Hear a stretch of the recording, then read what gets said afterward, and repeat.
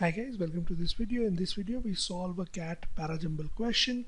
As with these questions, there is always an element of difficulty. You do not have answer options.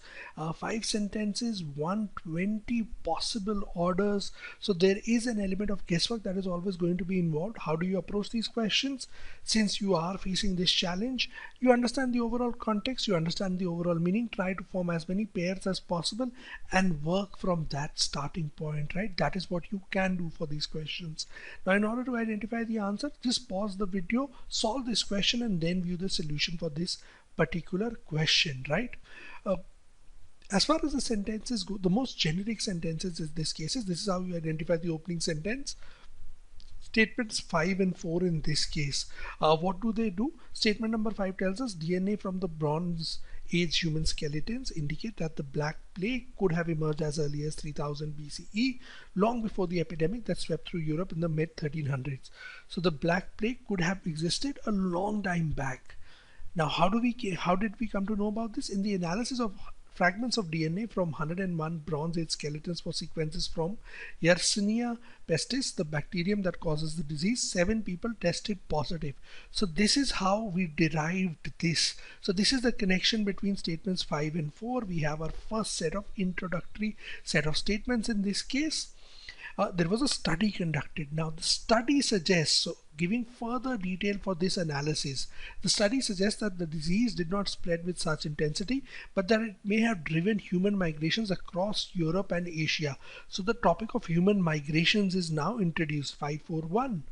The oldest sample came from an individual who lived in Southeast Russia 5,000 years ago. Now he talks about further about a sample. So this is what the study suggests. Now we move to a sample which came from an individual.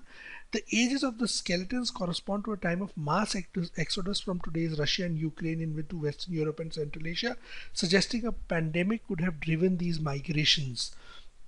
Now what has happened here is, when you form the set of 1, 2, 3, what essentially has taken place is statements 5 and 4, they give you a generic opening. Statement number 1 gives you further detail about the study. Then we are given the topic of Russia, which is introduced by statement number 2, that this is where the oldest sample came from. And then he talks about the exodus from Russia and Ukraine, right, into Western Europe and Central Asia. Remember, statement 1 is also talking about these migrations. So 1, 2, 3 form that sequence, right, where migrations become the topics. 2 is sandwiched between the two because it introduces Russia to us, and then 3 takes forward that how did the migrations take place, what drove these migrations.